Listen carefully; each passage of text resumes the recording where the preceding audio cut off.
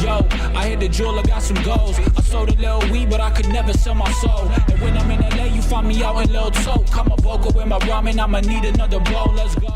Hello, ladies and gentlemen, and welcome back to the final ever Mac Movie Reviews podcast. I'm your host, Mac, joined here once again with my co-host, Kristin, aka Miss Flamingo. How are you doing today, Kristin? It's been a while. It's been a while. We haven't had a new episode in a while, but we are going to say goodbye to the Mac Movie Reviews podcast. Yep. So I wanted to, this is the announcement. We got an announcement to make. After much discussion, much deliberation, I'm going to be bringing in Kristin's name into the title of the podcast. And effectively, this is the last podcast titled Mac Movie Reviews Podcast. From now on, it will be the M&K Productions. Woo! All right, let's bring out the dancing lobsters. If anybody watches the Amanda show, we're going to bring out the dancing lobsters for a dance and bring out some streamers and confetti. It's a celebration. We are now a brand new name, Yes, which we is are. exciting. Yeah, I'm excited. You're excited. You're excited, huh? Yeah, I'm extremely excited now that this is like actually official. This is insane. Like knowing that this all started about a year ago and then now it's evolved into like something crazy, and for us do so many collaborations with other cinephile friends of ours, and knowing how our friendship has grown, it's insane how crazy our show has now become, and now it's a whole new name. Yes, and I'm happy to be a part of it, and knowing I can help bring more content to the podcast. So it's an honor, and I'm so happy to call you one of my best friends and just say, I host a show with one of my best friends. So. Aww. So yeah, this is the last title of the MMR podcast. Next podcast name, whatever the topic is, I forgot what it was. It's going to be the M&K Productions. So say goodbye to Mac. Let's roll that good clip of the first episode of the Mac Movie Reviews podcast. Man, that was a great clip. All right, so on today's show, it's been a while. Last episode was Kristin interviewed Jeremy Steed. Yes, and that was a fun episode. I hope many of you all got to check out the series. It's still up and available on Crackle. It'll be up there for forever because, it's Crackle's series. So, Mac, have you watched it yet? Nope. No, I gotta get cracked. It's so good. Yeah, I know. I like video games too, and I gotta get a bit of watch. I know. I get it that it's on Crackle because it's Sony. It's got the commercials and everything. But the best part is it's free content to, show the history of gaming. So, and that was a great episode. I'm so happy we got to have Jeremy on. And, that was our first huge time, big director that's actually worked in the industry. So. Yeah. And you interviewed them all by yourself. I know. I was bummed you couldn't be there. Yeah, well, life. That's what's been said for all of us because, Mac and I have been a little busy, so we are sorry. We're delivering this episode to you very late. Now late than never. So, on today's show, we're going to be going over some film news as usual. Then, we're going to be reviewing, it's going to be a one-sided review of Apple TV's, or Apple TV Plus's most recent film, Cherry, which stars Tom Hollands, is directed by the Russo Brothers, that Kristin has watched, and she's going to review it. And then we're going to be answering some questions submitted by you guys. So are you ready, Kristin? Yes, and you have your thoughts about Cherry. I know you didn't watch it yet, but I know you want to share your thoughts about it, so I'm very curious. Yes. All right, so let's get into the news.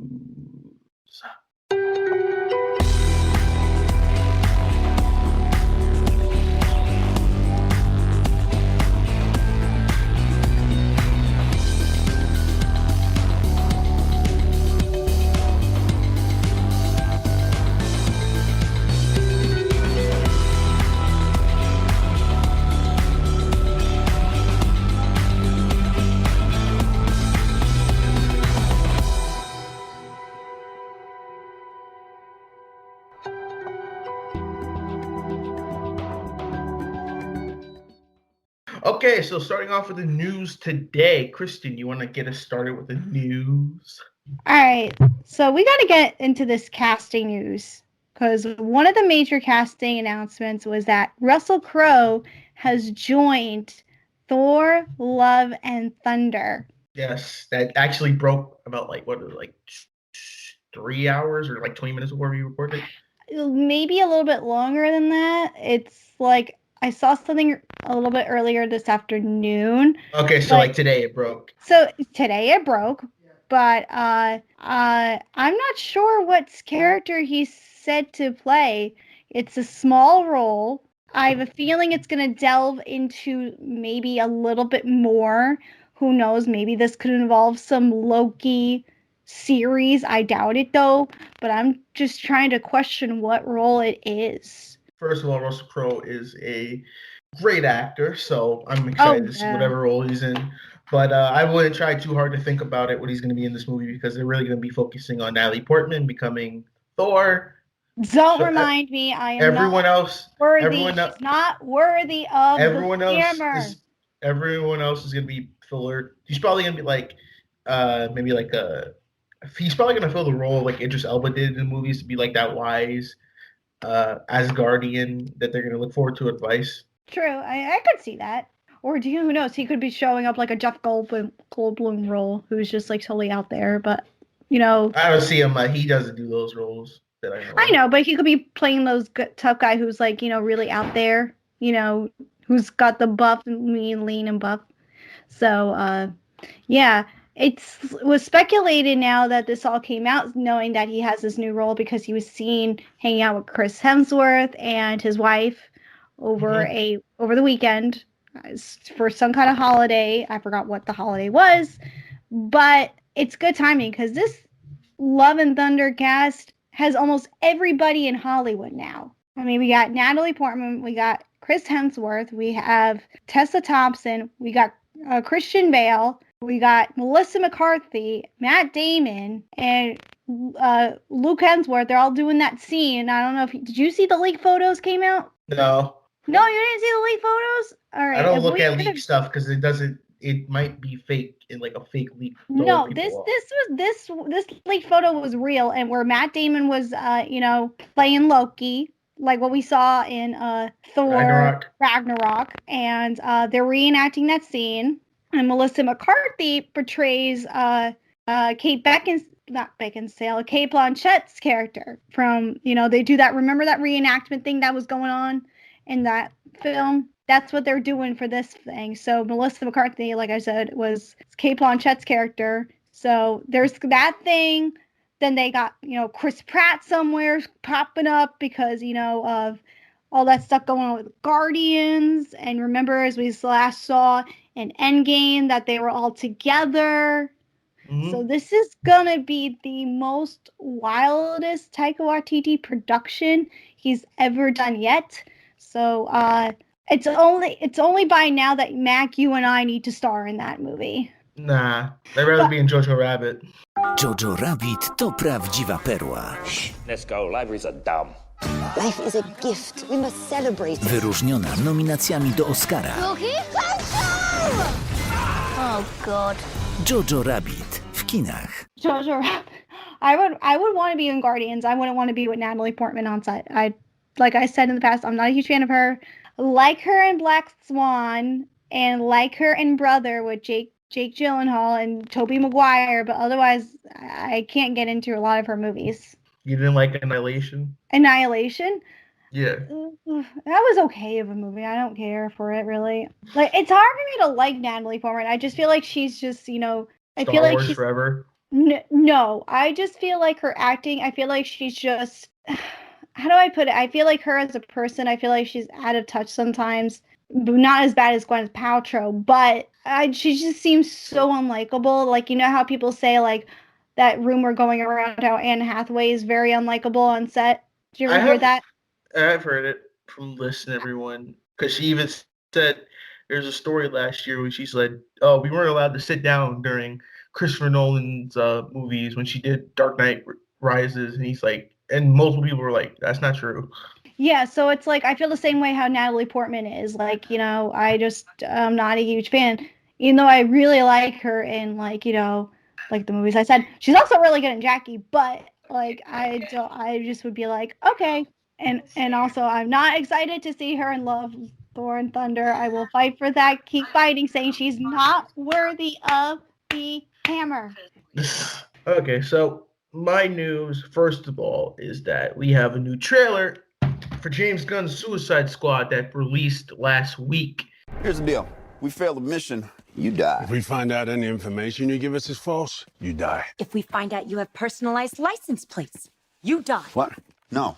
At the time of this recording, and it is rated R, F-bombs everywhere, every bloody as all hell, and this movie looks fan-freaking-tastic. I'm glad. It's funny how people said the first the first Suicide Squad movie in 2016, directed by David Ayer, that it was a Guardians of the Galaxy knockoff. Now you got the director of Guardians of the Galaxy doing his own version of Suicide Squad, which is more of like a rated R version of Guardians of the Galaxy. And I can just say, trailer was great. I think it's really set the mood and tone for the what movie. Suicide Squad should have been like. Not like this dark.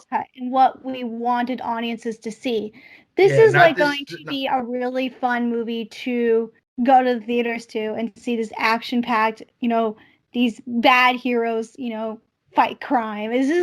I'm actually really excited, and I think he dropped the mic, and I know he wanted to impress Marvel so badly and Walt Disney, because if they didn't hire him back, I know James Gunn was going to go off the walls making this better than Guardians of the Galaxy. So I'm really, really impressed. I can't wait to see what he's going to do with it. I love the cast. I mean, the cast is insane. And knowing that, we don't have this Jared Leto figure or there's a lot of the cast members from their first film that are not returning. I don't think we have a lot of new characters, and I'm interested more. The only people that are coming back are Viola Davis, Joel Kidman, Harley Quinn, Captain Boomerang. They're like the Jai Courtney. Yep, the only people coming back. We got a lot of new faces. Yeah, Sylvester Stallone as King Shark. Yeah, which is awesome. John Cena as Peacemaker, then Idris Elba, which people originally thought Idris Elba was going to replace Will Smith, but no, he's a whole different character. And we got a new villain, Starro, which is the starfish villain that does mind control. And if you haven't seen Batman Forever the Bold or any comic books, then you're in for a surprise, I have to say. So this really seems like a very fresh take of like DC films, and maybe it'll be like the redeeming for the Suicide Squad that they need. Yeah, definitely. And, there's a lot of hopes in this one. I'm excited. This is one I'm definitely going to see in the theaters for. So I'm excited for it. I really am. I have a lot of hope in this. Coming out August 2021 on HBO Max and theaters simultaneously. Oh, guys, by the way, this should be an announcement to everybody in the audience. Guess who finally got HBO Max? Finally. A little late to the game. Don't worry, I got it in time for the Snyder Cut. However, I did not watch the Snyder Cut yet. Speaking of the Snyder Cut, I got other news for you. So, we are, at the time of this recording, we are 2 days away from the release of Godzilla vs. Kong in the United States. So, here's the thing. Apparently, Snyder Cut fanboys and fangirls, I ain't discriminating here, they have review bombed Godzilla vs. Kong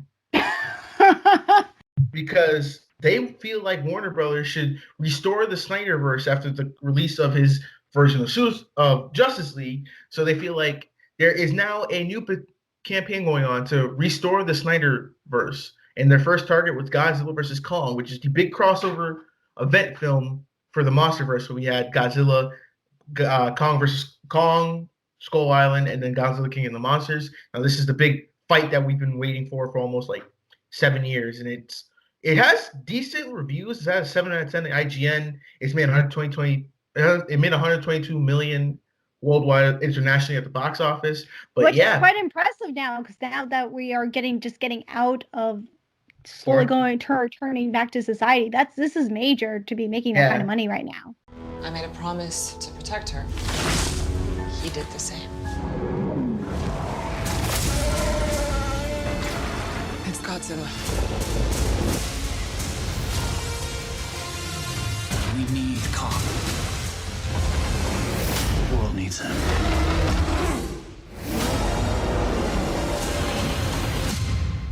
theaters and on HBO Max March 31st. Rated PG-13.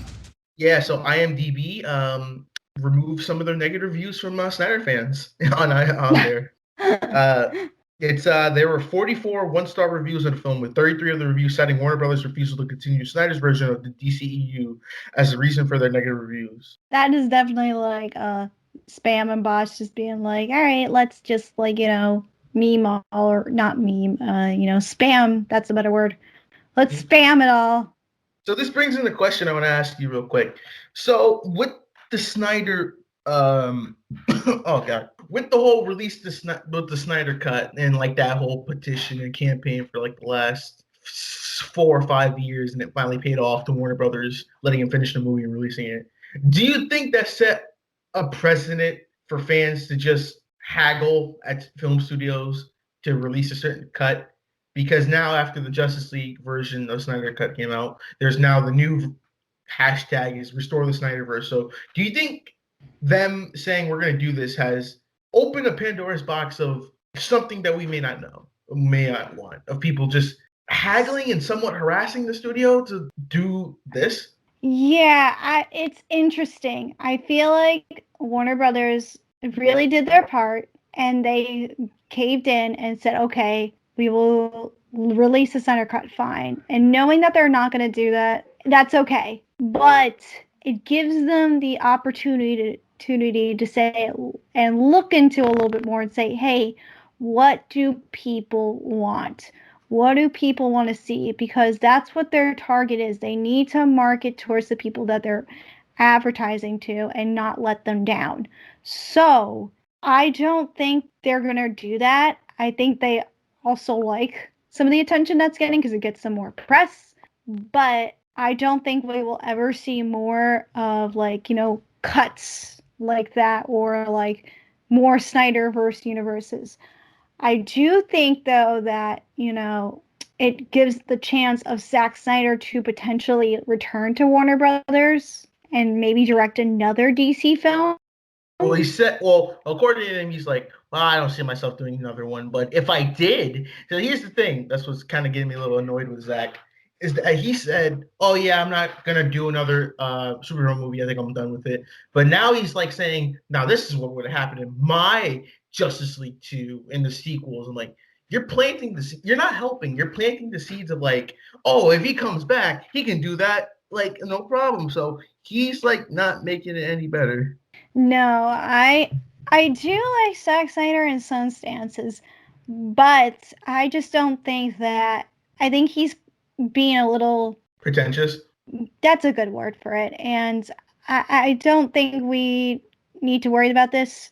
I think let him do his, zombie movie that's coming out on Netflix. Worry about that. Yep. Yeah, Army of the Dead or whatever it's called. And just go back to focusing on what your origin of roots were, and then maybe discover, if this is, directing superhero films is what his passion is, even though, his passion was that for a good 7 years. It's just obviously shows something that a studio didn't really have much faith in after we saw the results of Batman versus Superman and the results of, Justice League. Yep. So it's just both sides need to learn to accommodate one another, and I don't know if that's the case. So it's a lot. I feel like there's more talking and then more action when it comes to this kind of stuff. Yeah, we're gonna have to see. But I don't think we'll see it unless what they decide to do is release some kind of like commentary DVD release. No, they want a full. No, the campaign is like, we want you to fully like make him in charge of like making a DC movie. I get that, but I don't think Warner Brothers is set on that. I think excuse me, that's my phone ringing. I think they're set on, what is in store for this Robert Pattinson series. I think they're set on what James Gunn has planned for them for the future. They already have we just saw Margot Robbie's last year of Birds of Prey. There's so much that they want to worry about now that I don't think they really pay too much close attention to what is going on with Zack Snyder. I don't think they really care anymore, because I guarantee you, if James Gunn did not return to Marvel, and there was no way for Marvel to give him back the torch of not Suicide Squad, Guardians. Thank you. Excuse me. Then James Gunn would have been the poster boy then, and would replace Zack Snyder for this DC universe. Yeah. Well, depending on how Suicide Squad go, I think that's going to be the future of the DCEU. Yeah, and I think that's a smart move, and so it's interesting, and knowing that now James Gunn is playing back and forth between two studios, between Warner and Disney. It's like, he's battling so many different kind of marketing ploys and studios. It's so interesting. He's like the big. Yeah. I love it. It's so interesting. So, but yeah. We'll see. Just stop review bombing stuff. Just stop. Just don't do that. Yeah, it doesn't help anybody. It makes you look worse on your side. Yeah, it's just cringy, because then you're not giving the real opinion of how you feel is the movie until you didn't see it, or you decide not to see it. So yeah. So you got any more news before we move on to the topic? Yeah. One other major news is that, speaking of, to bring up Disney, 2 major releases are going to Disney Plus. Where we got $30. And 2 returning to theaters. We had the first up, Cruella de Vil, and starring Emma Stone in Cruella. And then we got Black Widow, the highly anticipated female superhero film for Marvel to finally be releasing. You don't know everything about me. The Avengers weren't my first family. At some point, we all have to choose between what the world wants you to be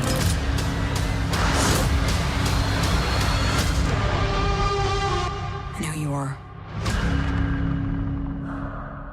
Cruella comes out May 28th, while Black Widow comes out July 9th. Both with premiere access. Crazy that's like almost around the corner. I'm gonna bring up why I wanted to talk about this in a second, but how crazy is that? Now we're just in the end of March, and we're gonna be seeing now all more advertisements of Cruella come out on TV and on our social media. It's crazy now just to be thinking that's nuts.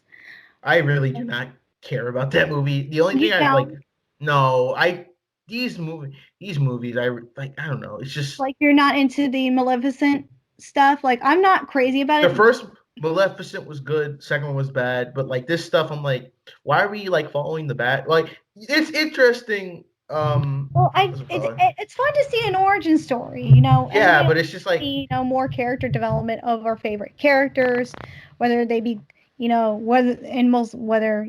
whether, but knowing that they are the bad guy. It's it just fun. reminded me of Joker. I think people were also comparing it to Margot Robbie's Suicide Squad thing, plus I wouldn't say that. Nah, I would not say that. That was more Joker. It's like, I live in a society that doesn't see me as human like that. That's what I see it as. Yeah, but I'm intrigued because it's got the one and only Emma Stone in it, and I am a fangirl of Emma Stone. She's my queen of La La Land, and I'll follow her in all of her movies till the end of time. So I'm going to be watching this. So, and I'm seeing this in theaters. I am not paying the $30.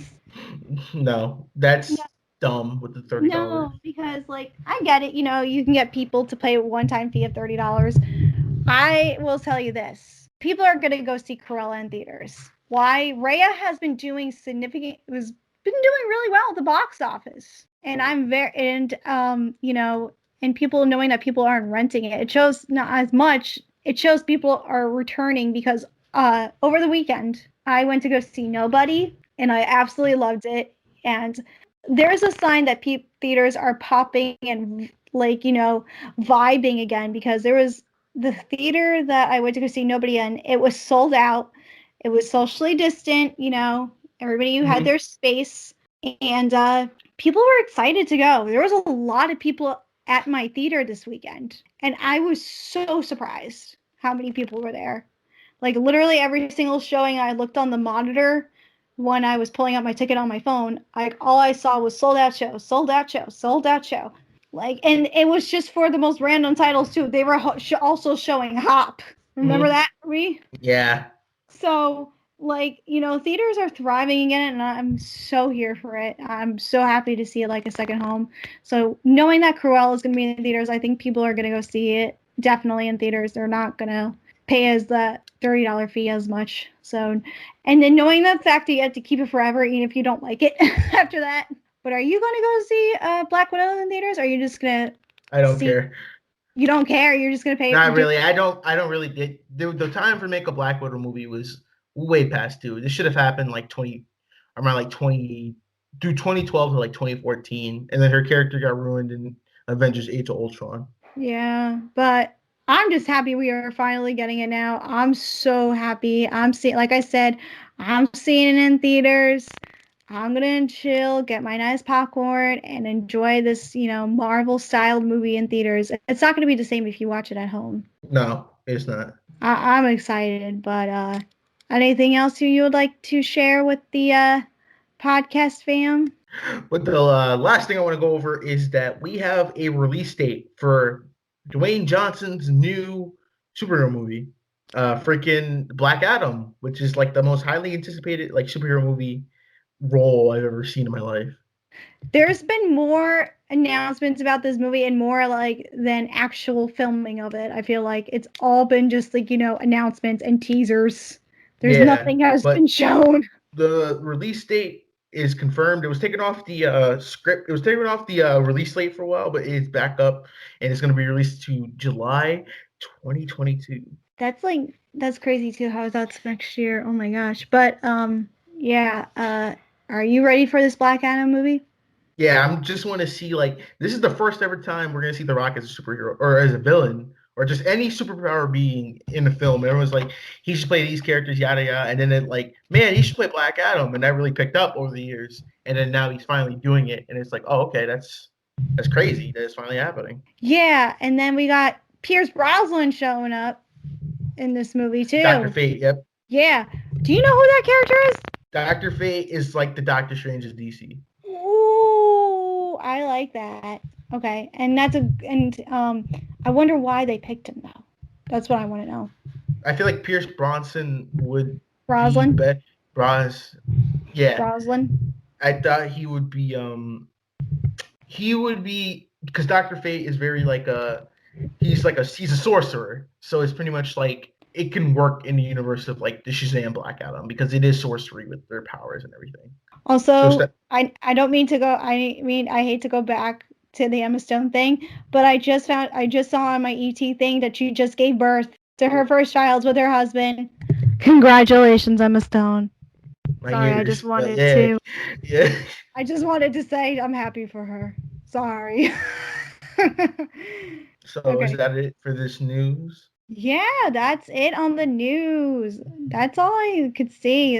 But other stuff going on in the news is Lil Nas X music video. We don't know. We just no. Let's just move on. Diana and Amanda Seyfried, but those are other stories. So, but if you want to submit news stories, you can send them to Mac and I on Instagram at Mac Movie Reviews or at Miss Film Mingo. Yep. So now we're gonna start the topic, which is review of Cherry. Sometimes I wonder if life was wasted on me.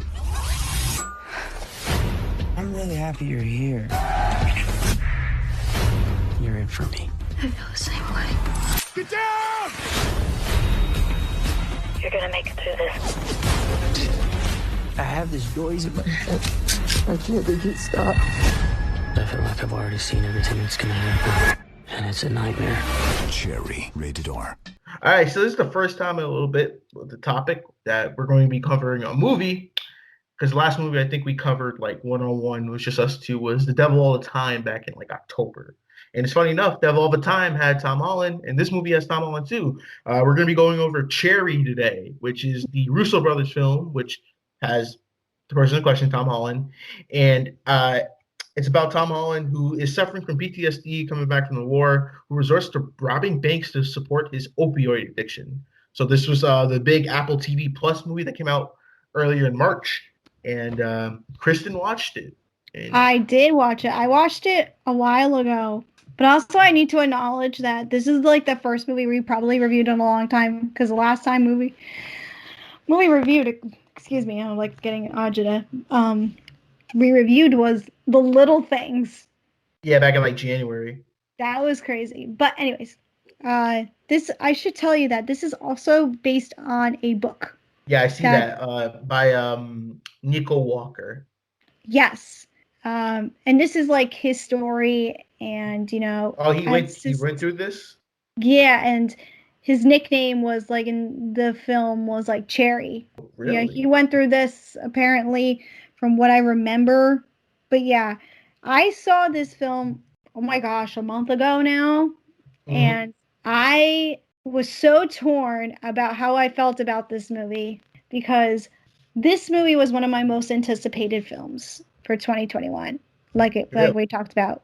We got a good cast of Tom Holland, and we got, you know, the Russo brothers, got some good cinematography, and oh boy, is this movie a disaster, unfortunately. And like not a disaster in a bad way, it's just like a mess. Just like a mess. It's such a disappointment. Like there was so much in this film, and they really let a lot of people down, including me, and I was really bummed about it. There's Tom Holland does do good in it, even though I think his performance in Devil All the Time is 10 times better than it is than in this film. Like he's good.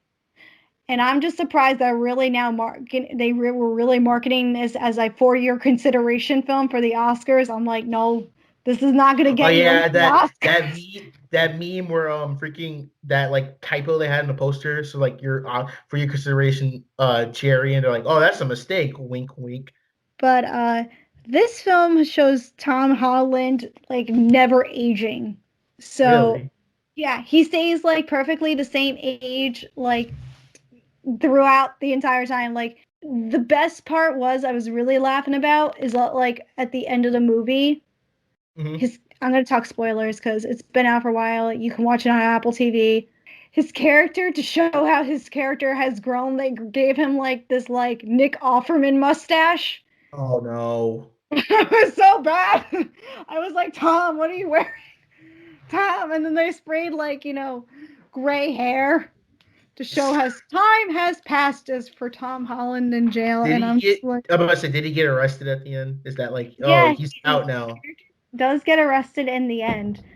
And but yeah, because it, like we said, it goes through him and his opioid, you know, addiction as it shows him. This movie is also really long. It's divided into like 5 parts. It's 2 hours and 21 minutes. This movie could have cut out like, you know, everything, at least part 1, and could have gone just straight into, you know, him going into the army, already him having a girlfriend, you know, just set it up. We didn't need to see this love story because it's also a love story that's also going on at the center of this.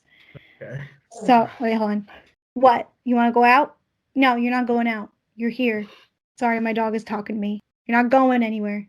Kristin's dog also was not fond of Cherry. That's why she wants to leave right now. That's the podcast room. She does not want to talk about Cherry. My dog was actually with me when I watched it. Yeah, so this is her, like, yeah, the movie was bad too. Yeah, but this also shows, like, where was I going with this? Well, while you get those thoughts, I do have to ask one thing with this movie. So with the Russo brothers, every movie post like Avengers, do you think that they may be overrated as directors? Because a lot of their movies that aren't Marvel are kind of memorable, but they're not bad, but they're not like make me like, hey, that's a Russo. Like, do you think that they may be just a tad bit kind of overrated as directors with like Cherry, the old what was it? Oh, Extraction, 21 Bridges, all those films that they just bank on. Like they use the MCU stars, and they just every time you see a movie with them, it's like from the directors of Avengers Endgame. Well, now I can't really say that because then they got, the other movie coming up with, Ryan Gosling, set to be released, and Chris Evans. So maybe that, but I do like their comedy. Like, I love Community. And I love what they did with, Avengers Endgame. I think when it comes to experimenting, which is fine, every director has a chance to, every director has their chance to experiment. I just knew that this wasn't the one. Maybe in the end, I think they really wanted to try. And I think if they could have waited a little bit more longer with this, I think this could have worked as a film and really made some serious edits because I don't know who in relation to the writer is. I don't know if this is one of their wives or a sister. I should have looked it up, but I didn't. It is Angela Russo and Jessica Goldberg. But the female Russo, I don't know if that's a wife of one of the Russo boys or if she's like a sister. I doubt she's a sister, so I'm assuming she's a wife. It is their sister. It is a sister. Oh, it's a sister? Yes. Oh, sister, you need something else to do. Was the writing bad in this? Oh, it was all over the place. That's one of the things that really brought down this film was a poorly executed script, and that's what a lot of people like myself did not really like. I really tried to find redeeming qualities in the scripts, but I really couldn't at times. Because there's a good chunk of this film that could have been turned around, tweaked, and just made it at least a solid watch. But there's a lot of times where you're just sitting there where it's not so much cringing. It's just be like, why am I here with this? It just, it doesn't feel right. It just feels like, like this could have just been better, if they cut out, like, I would say mostly if you cut out a good chunk of like the first 30 minutes, it would have saved them just slightly. So with another thing is that I heard Tom Holland is phenomenal in this movie, but how are the supporting casts compared to him? Supporting cast is good. It gives a good chance for Sierra Bravo to, who we both know is from Big Time Rush. Rush. Yes. Yep. Every time she is like, I used to confuse her real quick. I used to confuse her with Joey King. I could see that. Because I'm like, they look the same, honestly. I think so. Sierra Bravo is a better actress than Joey King. Yeah, she is. Like 10 times better. But it's so funny. Like every time Sierra Bravo came up, I always heard like like when they were about to do something drug related, I was like, oh no, Kendall and James gonna show up to save the day from their sister, be like, don't do drugs. But the film just really wanted to shine a light on where the Russo brothers really grew up, and because where does this take place? Oh god, where does this take place? I wrote it in my notes. Oh no. Did I not write it down? Oh shoot, I forgot. Whoops. Oh my goodness, hold it off. But anyways, I think one of the things too, what really bugged me was that despite the fact having Tom Holland be like stellar in the film, they could have waited to make this movie. Because I said, Tom Holland looks way too young in this movie. Or they could have gotten someone else if you thought about it. He looks way too young. Like, because Tom Holland still has the ability to play a college kid. And like I said, like he goes through the army, he's like in college, but he goes through this adult crisis and everything with the opioids. And it, like I said, it looks like he does not age at all. Like he does get some like, reactions with, the drugs that he's taken, like his skin, changes, and, he's, growing all sorts of stuff. His colors just changed, it's what we've seen in like, what's Requiem of a Dream, where their skin changes and, I almost said a bad word, stuff like that, but, it just was like, okay, if the Russo brothers really wanted to release this film, like right now, who else could they have cast instead of Tom Holland? Because I was having a conversation with somebody with this, and I thought of some people, and then you tell me if you would have watched it if it had any of these people. Okay, I have some written down. I had Jeremy Irvine. He's been in like some British films, and I believe he was like in the new like Shooter series. It was like one of the newer TNT shows. Oh, that one, yeah. I believe he was in War Horse, I think. But nah, that's a no for me. I wouldn't watch it with him. Okay, Lucas Till. Yeah, he needs a role like this because I still see him in freaking X-Men and like monster trucks. Yeah, and now he's like in MacGyver. He's doing MacGyver well in MacGyver. I'm just like, dude, if you want to get your name out and get those roles again, star in this. Like, I think he would have been really good at, Tom Holland's character, and because he would have at least been a little bit old enough, and they could have just used like somebody's like else's body, like how they did in, Chris Evans in Captain America, where they just, replaced his face with another body to show he has aged over time. Like, I was thinking all sorts of things if Lucas Till was that character. Yeah, Jack Quaid. Oh, yeah, Dennis Quaid's son? Yes. I think he would have been a good choice too, but not as bad. But, he would have been at least a solid choice. Who else? This is a stretch, but maybe Zac Efron. Yeah, because he wasn't bad as Ted Bundy, so I would have watched this. I'm like, I can make all the Troy Bolton jokes. Like, oh, man, Troy went to the army. He got PTSD, and now he's hooked on opioids and robbing banks. R.J. Mitty from Breaking Bad? I don't know. No, I think this would have been really good for him. No, I mean, I don't know who that is. You're going to have some angry fans stopping at their podcast stores being like, you don't know R.J. Mitty? Tough kitty.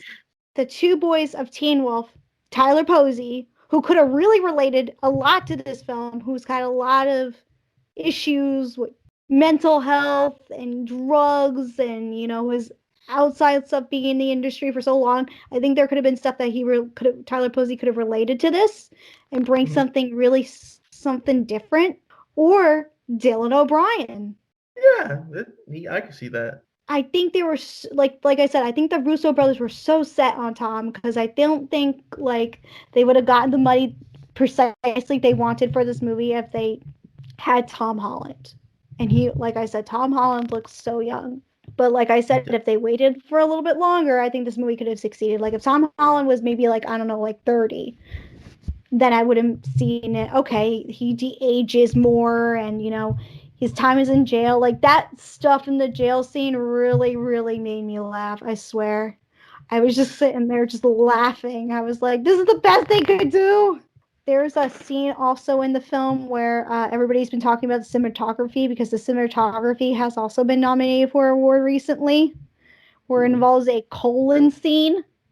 Because this film becomes also like a Full Metal Jacket type thing, where they take the camera and it looks like they shoved the camera up Tom Holland's butt, but they didn't do that. So, it looks like we all get an expression of Tom Holland's colon. I get that, like why they did that. Like the more I thought about it, they did that because, it brings back their comedy side, like what they did like in Community. But there's stuff they wanted to do with this film, and I don't think it fully succeeds. I don't think it's the worst film they've worked on, though. I think there was just, like I said, a lot of hope, and it just fails, and it not totally fails. It just falls flat, is what I should say. But I really did think they tried. So, but there were some good war scenes. I think the strongest one is in, for part 2 and part 3, which is, showing him, which is Tom Holland out in the war, doing like this whole Full Metal Jacket training scene and doing all that stuff. I thought that stuff was really good. But then, like, once he returns home, that's when the film also becomes a different movie with the opioids and stuff. Like, do you know what this also film kind of reminded me of what made me really excited to see this movie? Good Time. First promo photo they released, and it was like Tom Holland, and he had his gun. He was pointing the gun to the camera. Yeah. Well, no, I'm saying, Tom Holland's first promo photo. No, I mean that you said it reminded you of something. I said Good Time. It maybe Good Time, maybe a little bit of that, but it also reminded me of Baby Driver, because I was thinking, okay, he's stealing drugs. He's not stealing drugs. He's stealing money for drugs. He's got to owe money people back. Even though it's nothing like Baby Driver, it just had me thinking of those other films that have been like that, like a lot lately, where, a down on their luck person who's really stuck in the situations that they're in has to go steal something from a higher power. Yeah. So, because also this film, I should also tell you that this film is also told in the point of Tom Holland. So this film does break a lot of fourth wall. I don't know how you feel about fourth wall movies. I love fourth wall. I like movies that break the fourth wall. Yeah, it does, but this film doesn't too much. I've been watching a lot of those movies where they break the fourth wall. But yeah, not much other else to say about Cherry. Otherwise, it just left me being disappointed. I think I gave this film like a C or C+. So I was really, I swear, it really thought about me like a lot, gave me a really long time to see how I feel about the movie, because as immediately, people will write about the review right away. Sometimes I always like to give myself a little bit of time just to figure out how my initial thoughts were about the film. And I was like, okay, I think, like, first when I saw it, I was like, okay, I think I really liked this movie, even though I was, like, so conflicted about it. Like, I really wanted to like it, but I couldn't. So it really took me a really long time to figure out if I actually liked it or not. But would you, out of all the Russo Brothers movies, besides the MCU, which of the movies that they've done that you enjoy? Oh, hold on, I just dropped my headphones. I enjoyed, how basic of an action flick, Extraction is. Hold on one second. I really liked the scene. I thought most of the scenes in Extraction were good, but they didn't direct the film. They just produced it. I think there's going to be, like, if I'm going to watch something that's Russo Brothers, I'm going to go back to watch the Community episodes, because deep down inside, I don't think there's, like, an actual movie where I could say, like, oh my gosh, I really liked their work that they did. Because if I did like their work, it's like more like, okay, they just produced it. They didn't, do anything else. So they're really, though, are on that hype train of action flicks. Like, I love what they do with the MCU, but I guess maybe outside of it, maybe it doesn't really work as well. Yeah, I was gonna say, I'm like, that's why I'm feeling like, man, you guys really can't, like, I don't know. It's just the fact, if they make a movie without using someone from Marvel, because that's like kind of like all they did, because 21 Bridges had Chadwick, this movie had Tom Holland, and then Extraction had, Chris Hemsworth. And it's like, make a movie where you don't have to rely on like the star power. Like, hey, this is make a movie where you don't have to be like, hey, like, where they don't have to rely on so much on like you just said, the star power, or like make like a hardcore Henry or something like that, where that would be awesome. Yeah, we haven't seen a hardcore Henry in a while. I would watch that. I watched that film in college for a class, and I didn't even get to see it in theaters, and it was really cool. I think with that's gonna have to be like that's gonna be like maybe like a few more years, because that's such like it was such a unique film. I know a lot of people, it was very well received, but I know a lot of people didn't take kindly to it because, the first person shaky camera, everything. Yeah, so I feel like definitely. It's going to become a cult classic. Give it like a couple more years, and people will be like, they want more hardcore Henry. Yeah. But yeah, I think maybe if they go back to their comedy roots, I think that would be cool. But don't get me wrong, I'm ready for that Ryan Gosling movie that's going to come out, The Gray Man. Oh, yeah.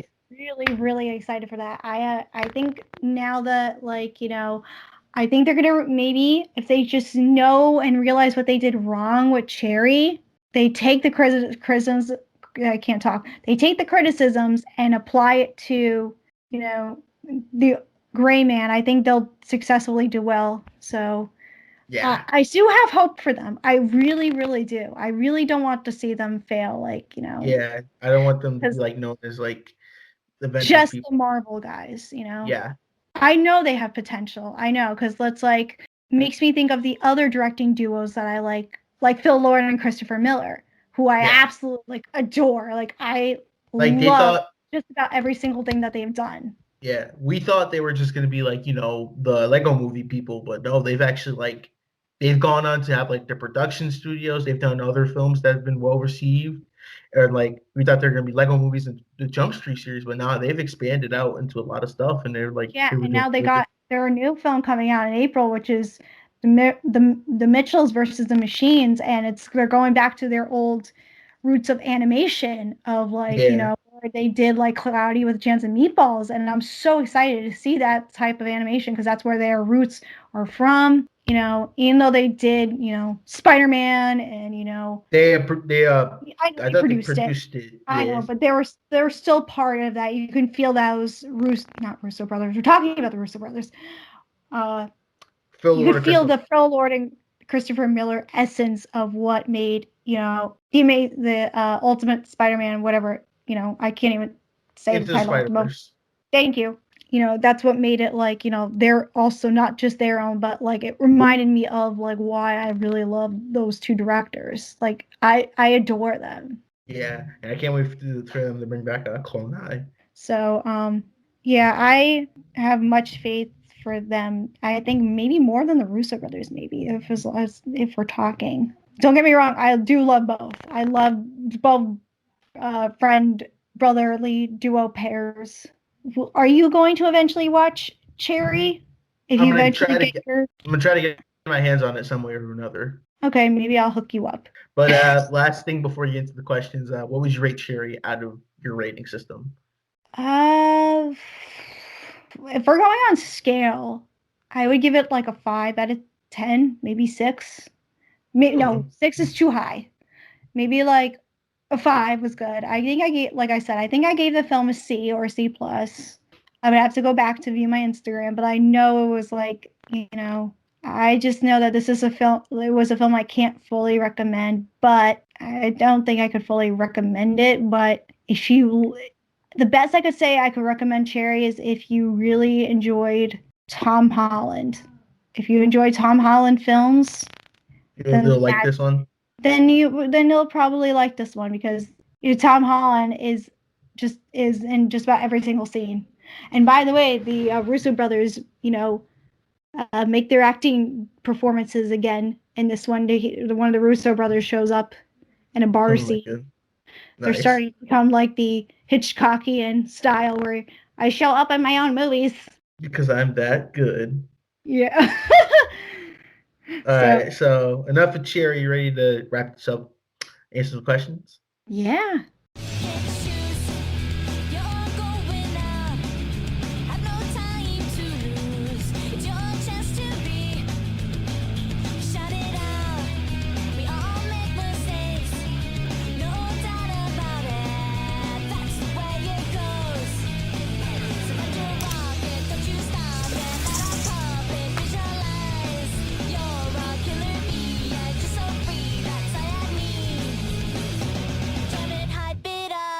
All right, so questions. Bring back questions for the first time in like 80 years, it feels like it. But if you have any questions for us, you can always leave it when we post our stories. You say questions for the podcast, you leave them in that little box right there, and we will answer them on the podcast. So first question comes from T Bruno 87. He asks, do you believe in restoring the Snyderverse? We talked about this earlier. So Kristin, do you believe in restoring the Zack Snyder's film universe or DC? It was like what we talked about. I don't think it's going to be restored. I don't really care if it is ever restored. Same. I mean, you watched it, the Snyder Cut already, which which will be, I guess this is a better question to save when we talk about it with the effing nerds. The effing nerds are coming back, guys. Yes, but my answer for now, before we talk, like when we talk for now, until we talk about it, is like it had its moment in the sun. You can't force a studio to say bring back this entire continuity of films just because we saw this one 4-hour long version of a film that would have probably been okay in 2017 and released in theaters. Because I saw you reviewed the 2017 Justice League movie, the Joss Whedon version, and you gave it a Yeah, C+. I did. So yeah, do you think? Okay, well, you haven't seen Zack Snyder's movie, but just by looking at the trailer for the Snyder Cut, do you feel like that's already a better movie than the 2017 version? Oh, definitely. I was really interested in it, and I was really interested to see the comparison, and I really enjoy seeing all the conversations about, I like this film more than the other, and this one was better, Well, comparing?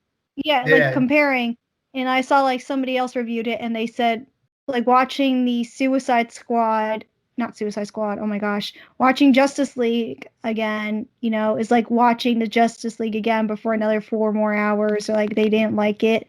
Yeah, like, well, if you didn't like the 2017 Justice League, you're not gonna like a 4-hour extended version, because the 2017 Justice League movie is just a 2-hour version of the movie we have now.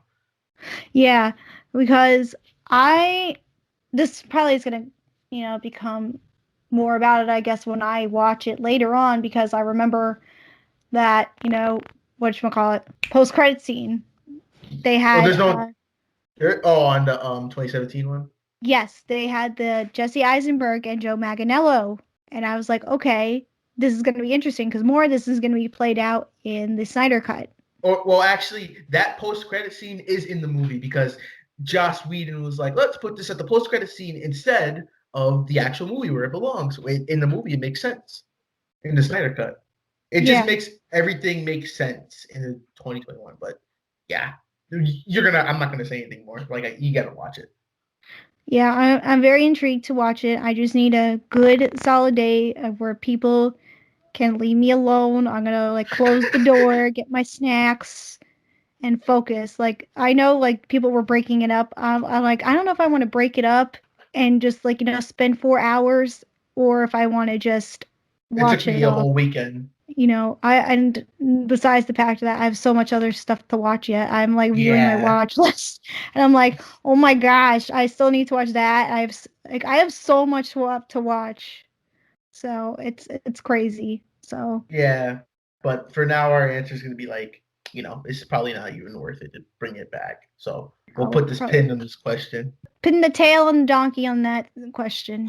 Yes. Next question from our buddy, the Wastelander Review, aka Shane. Shane! He asks, what's our favorite Oscar moment? So any moment from the Oscars. Oh my gosh, this comes in perfect timing, because guys, we have a huge Oscar special coming up for you guys. We are so excited. We're going to have special guests, and Oscar moment. I think one of my favorite Oscar moments, there's 2 that stand out in my mind. Mm-hmm. No, 3. Was when I watched the Oscars for the first time in its entirety when I was in the 5th grade. And I was like, wow, like it showed my like, interest in film. And because I think that was like the time of when No Country for Old Men came out, and I was just like 2007. Yeah, and I was like, what is this film? Why is Dory or something like Disney not nominated? And I'm like, what are all these movies? Young Kristin being like, wow. Boring. And I'm like, I don't know the Coen brothers. I know the poster. Like a young 10-year-old knowing what, Joel and Ethan Coen were finding out that night for the first time, But there was that moment. One of my other favorite moments is when Matthew McConaughey won his Oscar. For Dallas Buyers Club? Yes. And I love the speech he gave for that. I love the speech. Like, he was just up there for, I don't know, maybe like 10 minutes just talking his life story, and I just thought it was so interesting. I love Matthew McConaughey. I think he's just so awesome. He's fascinating and so down to earth, and he just loves his, he has a good passion for storytelling, and I really liked his speech for that. And then the other one that I really liked was the very simple, where you thank your family, you thank your friends, you thank your wife or your husband. And they say it was the J.K. Simmons speech, and it was call your mother. I think that's so sweet and simple and so humble. Was that when he won for Whiplash? Yes, and I just made me want to give J.K. Simmons a hug and just make me want to love my mom even more than I ever do. I'm like, I want to call my mom every day. I live at home still with my parents. But it's like, Mom, get in here. I gotta hug you. I gotta hug you. No, stand outside the doorway. I need to call you.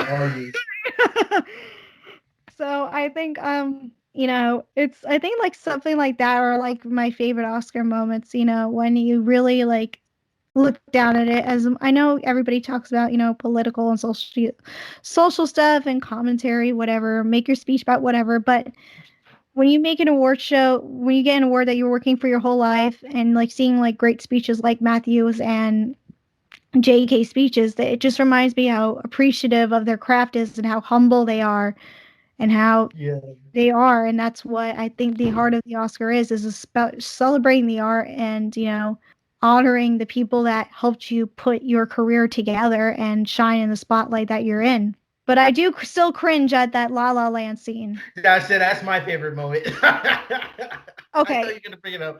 That is my favorite moment. For those who do not have the best memory of 4 years ago, remember when La La Land was taking home every like award pretty much at the Oscars, and for Best Picture, they announced La La Land won, and everyone already gave their speeches. I think should have won. The director like thank his he had someone that died. He's like, I dedicate this to them, and then they came up and they were like, and then all of a sudden Moonlight. There's been a mistake. Get up here.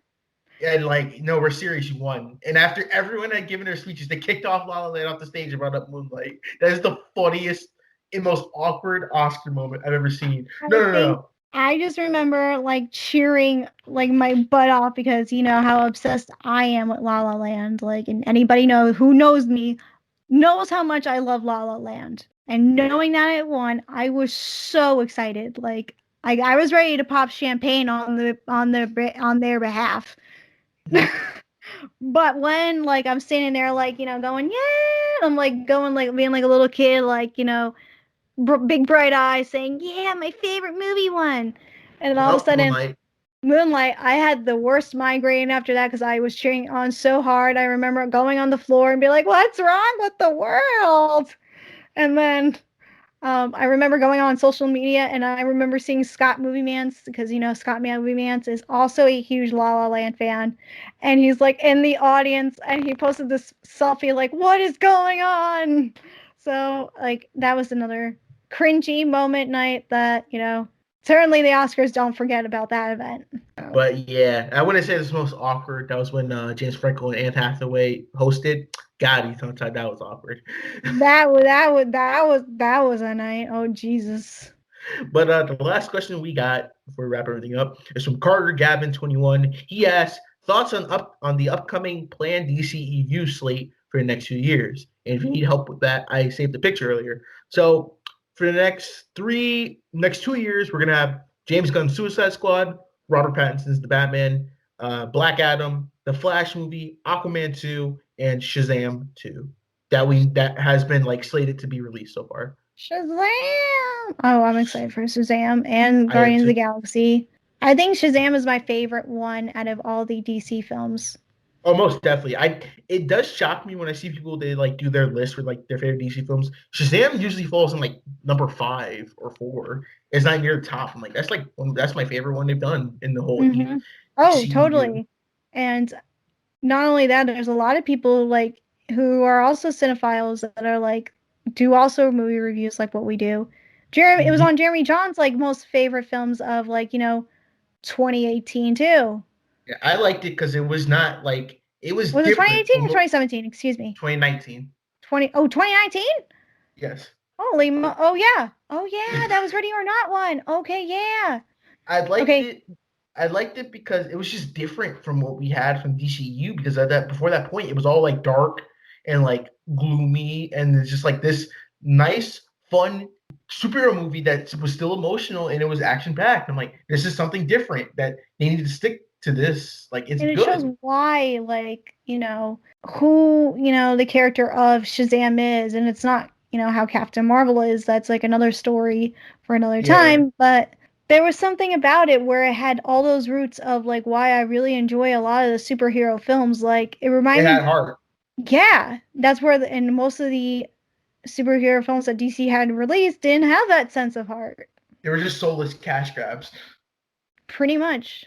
They got a director and they said, you know what? Don't make it dark and gritty. Just make it like fun. Because it's like, if you think about it, it's a kid turning into an adult-sized superhero. And you're gonna act dark and everything. No, he's gonna be just a lighthearted comedy that's like has good moments of action and heart. And I was like, yeah, I'm really excited. That's like my favorite DC sequel to come out. But I feel like DC, they're in a better place than they first started off, because remember, Man of Steel was shaky. Then you had Batman v Superman, which was that was something, and then you had Suicide Squad, that was a disaster. Then we had Wonder Woman, which was actually good. That was turning the corner. Then we had the Justice League movie, that was a disaster. Aquaman was, I don't know. Aquaman, I don't see the big hoopla about it, but I enjoy Aquaman. It's fine. And I'm just like, I'm not really gonna remember it in like, I don't know. It's not gonna be memorable to me. And then what else we had? Oh, and then Wonder Woman 1984. That was a disaster. Well, not disaster. It was just very underwhelming for a sequel. Yeah, DC's in a better place, and this is the first time in like a while I've heard people like, I'm excited for this movie. Like, the main movie everyone's caring about is Robert Pattinson's Batman. That's the one DC movie everyone wants to watch. And I'm like, I haven't heard that much buzz for like a DC film since like Suicide Squad back in like 2016. Definitely. It feels so good because I'm like, they're definitely in a better place. They seems like they found their niche. I feel like even watching the casting results of how the DCU universe is also interesting, because like as I previously said, Russell Crowe joined, Thor: Love and Thunder. I was going to say Guardians. Oh my goodness, all these superhero movies. You can't keep up with these titles anymore. Nope. Excuse me. Helen Mirren joined the Shazam movie. Yeah. I was not expecting that. Like, I was not expecting that at all. That's another thing too. Like a game of tennis, seeing like who can serve out their next serve better. Yeah, honestly. That's another thing with DC is that I think they finally realized that, hey, maybe we shouldn't try to aim to be Marvel. We should just be our own thing. So I'm glad they found that too.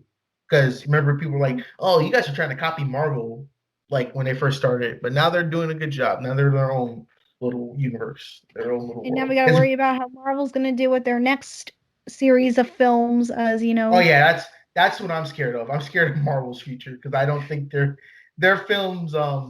It's a little, for me, it's a little bit shaky, but I'm still going to watch. I'm not excited about the Internals. I'm going to watch it. I think I'm going to watch it, though, because it's got, Richard Madden, and I think Richard Madden's really, really good looking. Like, I'm going to watch it because of that. Spider-Man seems like a high-risk movie, especially I'm so excited for it. I'm excited, but I have caution because this is the first time we've had an actor being the same actor for 3 Spider-Man movies since Tobey Maguire in the 2000s. And we all know the first 2 Spider-Man movies are good, but the third movie's always. And then we got, like, I'm excited for Doctor Strange. Very excited about that. Don't get me wrong. Like, we just talked about Black Widow. Gonna watch it. And Guardians. So very excited to see that conclusion. I don't know about Shang-Chi and the Ten Rings. That seems kind of like a Guardians of the Galaxy experiment film. So we'll see like how that works out. Maybe it'll be good. Yeah. So otherwise, I'm just like, there are TV shows I will say I've been loving. I loved WandaVision. I really enjoyed the first 2 episodes of Falcon and Winter Soldier, though. So I don't know. Maybe they should just go to the TV now. Nah, because movies still make money. So I know. They'll probably focus on TV because the TV has been really huge for them. Yeah, especially with last the year. Wonder Woman, not Wonder Woman, WandaVision. Oh my goodness, I can't keep up with these names anymore. But the one Marvel show I'm looking forward to is What If, because I like those types of stories, and it's like, what if this happened? I think it's very interesting. I was and the fact talking that to you about that show about my boyfriend last night, and I was because we were talking about because we always pick a show together what we want to watch, and right now we're watching Attack on Titan. Like we get to pick a show, and then I get to pick a show. So right now we're watching Attack on Titan. So he's like catching me up on some stuff with it. So the next show I said we're gonna watch together is he's gonna watch WandaVision and I'm gonna rewatch it with him. So I'm excited because by that time we finished Attack on Titan. I think Loki will just be coming out by the time we finish it, or maybe What If, but he didn't know. But What If is going to have the final performance of Chadwick Boseman. Chadwick Boseman, yeah, he recorded his lines. I shouldn't say final performance, but it's the final Black Panther performance. Yeah, he recorded his lines, I think, like right before, almost like a couple months before he passed away. They recorded his lines. So they announced it too. They announced the series, and he passed away. And then they said they already get the lines. So we'll see what that's Which was like. really nice that he was able to do it right like before his tragic passing. And and I think that's going to be a stellar episode. I think they're going to say that they're not going to make that the first episode though. I don't think. That's gonna be like a season finale, I bet. I bet so too, or like 2 episodes before the finale. But I think that's gonna wrap it up today. And yeah, I think this was a pretty satisfying episode. It's the last one of the Mac Movie Reviews podcast. Exactly. Do you have any final words before you hang up the? Well, I'm still keeping the name for my page, Mac Movie Reviews. Yeah, I know. but shut off the light on this podcast journey. It's crazy that I'm actually gonna I don't know, the just having your name with the podcast and then you're changing it to like what you want to start I want to start like a production company, and we can be taking the first steps into M&K Productions. It's exciting for us, we're just taking this as baby steps, folks. So yes, knowing Mac and I are going to be on this journey together, it's exciting. We're going to be still bringing you all the content, that we love. We're still going to be doing our own side things of reviewing movies, but the friendship and heart of talking about film will still be here with us. Yes. We are still happy to share it with you, just in a new form. It's going to be a new era. Yeah. But until next time, this has been Mac. This has been Kristin. The last titled episode of the Mac Movie Review podcast. We will see you next time. Peace. Bye.